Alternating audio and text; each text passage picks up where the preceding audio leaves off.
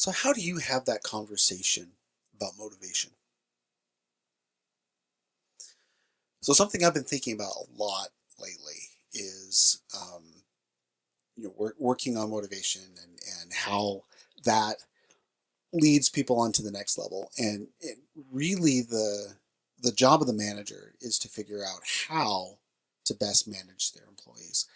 And so the question you need to ask is, how can I, as a manager, discover what motivates my people?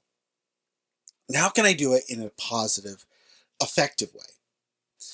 So most leadership methodologies, whatnot, are really good about identifying kind of how you want to approach things, and general ideas about what works. So I'm thinking about stuff like, SL2, where you're in the situation and you're judging to see how well someone is doing in a particular situation with a particular task, and how comfortable they are with that, and how much effort as a manager you need to put in to help them succeed. And then there's also things like radical candor, where you're having clear and honest and open discussion about how you see things and how things are appearing. Now, how you approach this really sets the tone for how open your employees are going to be. So what do I mean by that?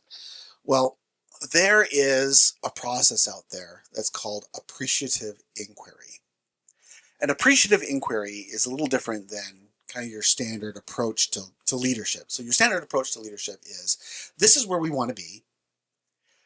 How can we get there? What are our deficits? What are our failures? And how do we fix those? So it's all about fixing things. It's all about, refining the model, making the model, fixing the problems in the model.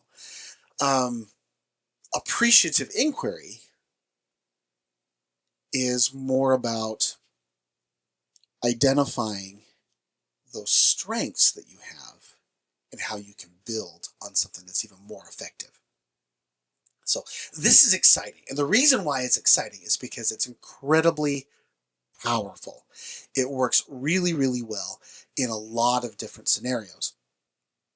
So, if you're going to approach your conversations and you want to discover what motivates your people, the conversation needs to focus around their strengths and what are they doing right, and then how they can do it better.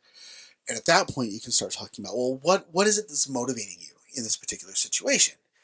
Are you super motivated? And you'll be interested to find out that motivation, as people learn and grow and progress, motivation can actually do this little dog ear.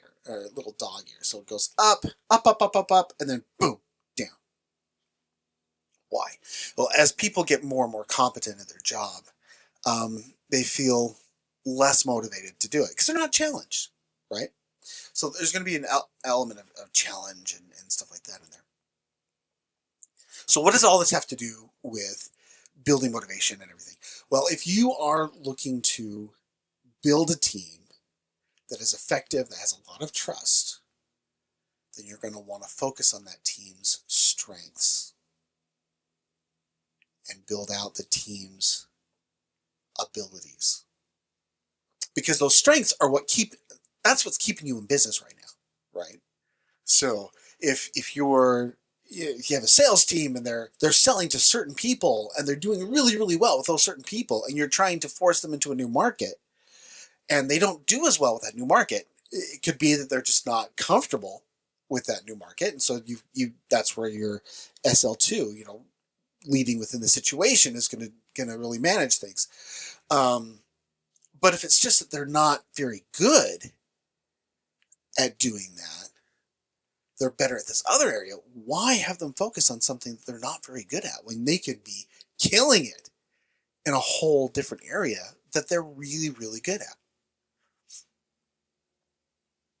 So then you focus on building upon those strengths. And that's part of that appreciative inquiry. So you've got folks that are really, really good at something, whatever it is, and you want them to build. You want them to build on that. So that's where stretching them and setting aspirational goals and reaching those goals and trying to do better comes into play.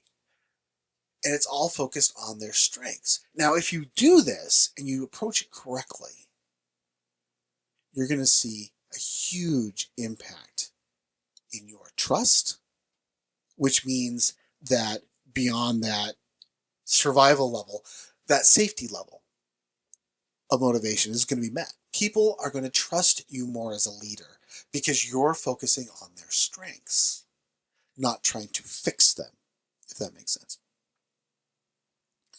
And you're trying to build them and develop them and grow them based off of their strengths. So then as you do this and it gets bigger and better and their strengths become more and more proficient and they're willing to stretch themselves and explore more of what those strengths can do and how they can apply those strengths in other areas, then you're going to see a lot of growth and development and excitement in the role.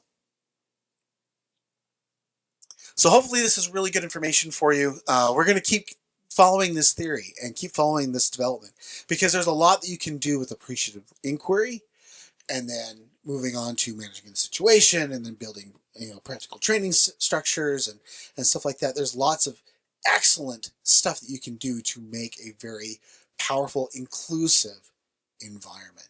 So don't forget to hit like and subscribe if you like what you're seeing, and leave me some comments. I'd love to read them. And enjoy your learning journey.